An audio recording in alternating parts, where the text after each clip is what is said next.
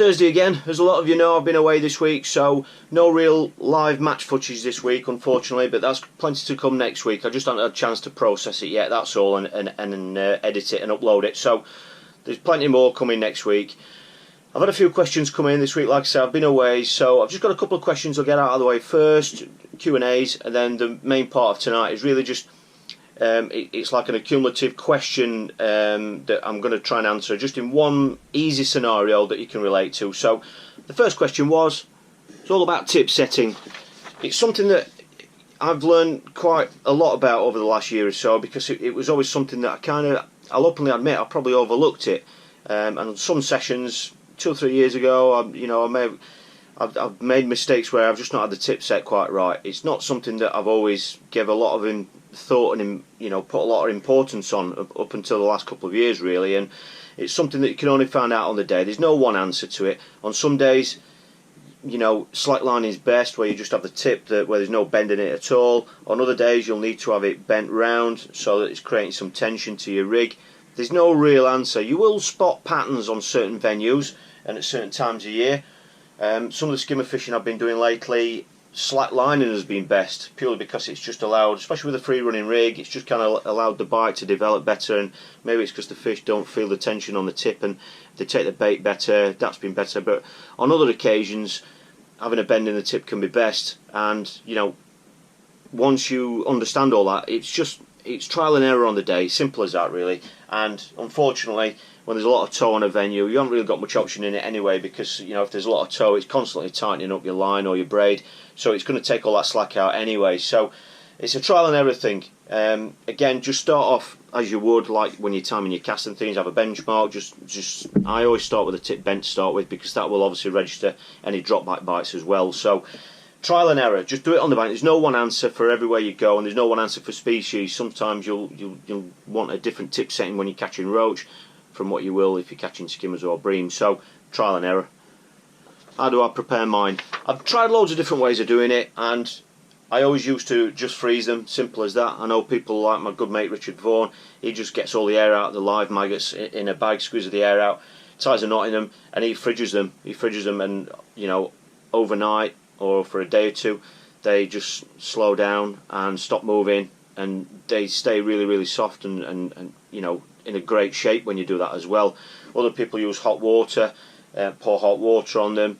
Be careful if you do that. If you put the hot water straight onto the maggots, that will change the colour of the maggots. It'll actually burn the maggots and take the colour out. So if you want a nice dead red coloured maggot, don't do that. It's better to put some cold water in there first, put the maggots in there, and then add the hot water slowly. I think I read Will Raisin doing that a couple of years ago. I don't know if he still does that or not, but that is another way of doing it. But the way I've just been doing it recently, over the last year, really, is just been bagging them and freezing them. Squeeze all the air out, get any sort of maize and stuff off them. Put them in a bag, squeeze all the air out, tie a nice tight knot in it, and just whack them in the freezer. And I can keep them in there for, I don't like to keep them too long because they will lose the colour. If you leave them for more than a couple of weeks, then the colour goes out of them and they're not the same. But I've been doing that, but the key to that really is, once you get to your peg, I always open the bag and put them straight into a tub with water. Always keep them in water. That'll stop them going black when they come in contact with the air, and it keeps them really, really nice and soft as well. And if you do that, you'll find that at the end of the session you can get another session out of them if you so wish. So it's good when you're away on festivals and stuff like that. Just drain the water off at the end of the match, so you ended up with just a dead maggot, and rebag them again, take all the air out, and you should get another session out of them. So that's dead maggots. And the other one is an accumulative answer to a few questions that I've had. I was at Barston last week, just when Storm Doris hit. A lot of you have seen the footage from it, but I mean, here's a quick clip.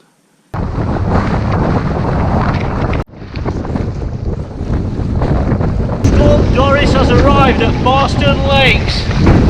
I've had to change all the tips. I've had to change the quad rest to a local one. I've had to switch to a 4-metre river keep net. I've even had to switch side trays. Let's hope it wakes some bream up.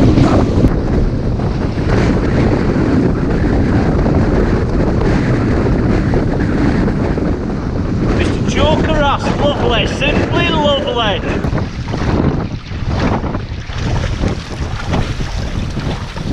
Well, as you can see, there were testing conditions. I actually went there to do a feature, and the reason why I'm bringing this up is because I went there to show Joe Carras and the readers of Match Fishing magazine about how I approach skimmers on that sort of venue at this time of year.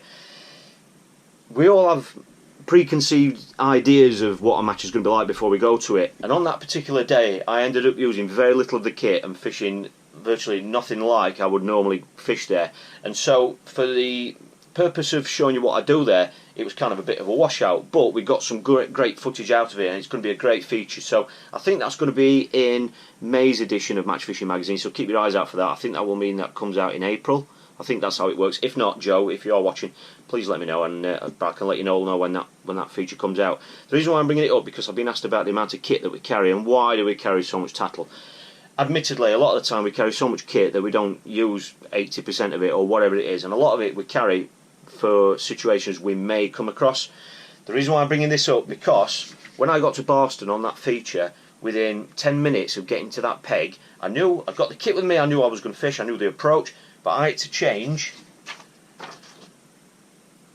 all those things when I got to the peg. All those were different from how I would normally fish Barston under the usual conditions, and I'll just quickly run down these because this is going to cover a lot of the questions I've been asked. Okay, the first one was the tips. Because there was so much tow on the water, I use 1 ounce tips on both a short line and a long line. I had to change both tips. I usually have a 1 ounce tip, that's fine on there. I had to change to a 1.5 ounce tip on the 50 metre line, and I also had to change to a 2 ounce tip, which I've never done before. I've never fished a 2 ounce tip on that, on a Legend Slim, on a still water before, ever. I was only casting 30 metres, but there was that much tow there, and because you can't use braid there, I was having to use mono, which is a thicker diameter than braid, and so that picks up more of the tow as well. So again, that's adding to the tension on that tip. So I had a 2 ounce tip on the 30 metre line.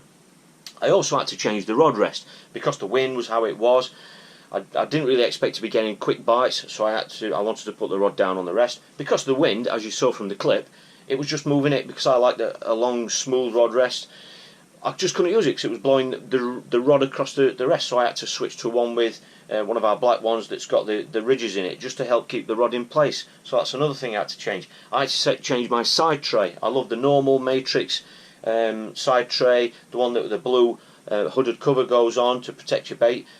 It was just too windy. I just couldn't. It was blowing the bait off the side tray. And more for peace of mind, I just didn't want to be messing about with it and worried about it, so that's when I used our side tray box, which is brilliant in conditions like that. It's perfect. It's obviously got a hood on it, a lid, sorry, that keeps the rain and splashing out. But obviously, because it's in a sealed box, it keeps all your bait tray, and everything in there protected from the elements. Fantastic. The keep net, I changed the keep net. Normally, I'd only use a 3 metre carp keep net on there, but when I saw the conditions, I switched to our river keep net, which is 4 metres long, which means you've got an extra metre in there, because a lot of the time when the wind's like it is in that kind of direction that you saw from the clip, it's trying to blow the net out of the water, and you don't want to be worried about stuff like that. You need to have your head on the match, on your fishing. So I switched to the 4 metre keep net, and because it's designed for rivers, it's got larger holes in it. That is obviously to allow water to flow through it on rivers. Again, because of that design, that allows the wind to blow through it, which is brilliant because it doesn't grab the net like it can do on some nets. Some carp nets are terrible when the wind's strong, because it acts like a sail, But with that river net, those holes in it allow the wind to blow through it, and the net stayed in position all day. Brilliant. Great on wild venues like in Ireland or Southfield, where you're exposed to the wind and the elements. Fantastic. I also had to change the feeders that I was using. I touched on this I think on Sunday night in the question and answers last Sunday.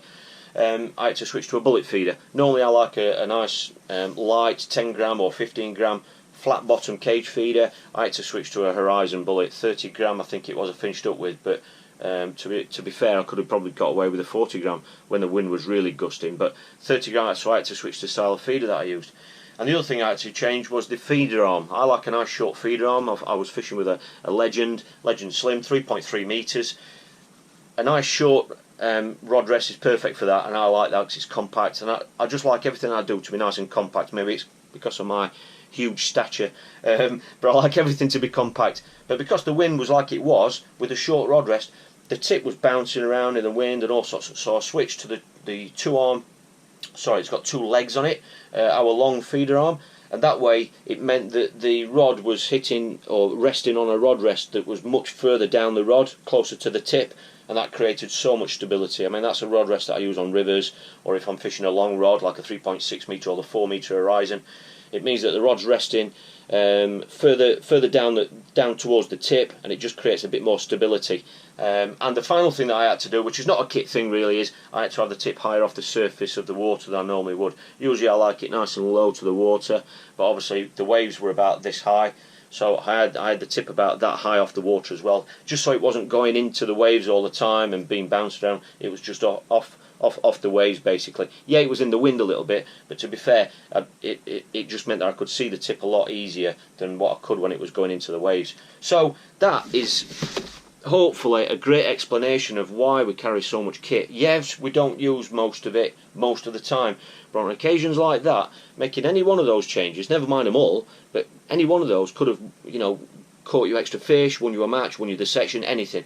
But that is why we carry so much kit. We need to be prepared for you know, conditions like that. I know they were severe, and that was the day that the storm actually hit, but you know, when you fish all year round like we do, you're going to come across these occasions, and that is why we carry so much kit. So that's it. Like I say, I mean, as you're watching this now, I'll be driving home from Larford. I'm going to have hopefully 5 lots of match footage to come next week. There'll still be the vlog on Thursday as normal. I'm going to try and do the Q&As on a Sunday night, so please get used to that. If you haven't subscribed, please do. It's free. Just click subscribe and you'll be kept in touch with all the uploads. There's going to be some ad hoc uploads. Ones that, yeah, there's a scheduled one on a Sunday evening for the Q&As. Thursday vlog, as always, 6:30. They're always going to be there, but in between that, there's going to be matches and live match footage going on, and just little interesting things that, you know, I can upload throughout the week. And if you're a subscriber, you'll get an instant notification of that, so you won't miss anything. So that's it really. Friday tomorrow. Like I say, have a great day at work, everyone, and like I say, hopefully it's going to be a cracking weekend ahead. I've got a bit of a lull in matches now. Through March, I think I've only probably got 1 or 2 matches in. I've got a couple of coaching sessions to do, which is fantastic. Thanks to those people that have inquired about that. It'd be nice to spend a day on the bank with some of you and just kind of share some of my experiences with you. So yeah, a couple of coaching sessions. Anyone interested in that, obviously get in touch. But other than that, you know, loads of match footage to come next week. I've just got to put it all together for you. So have a great weekend. Hope to see some of you out on the bank, and I hope you empty it wherever you go. Thanks for watching.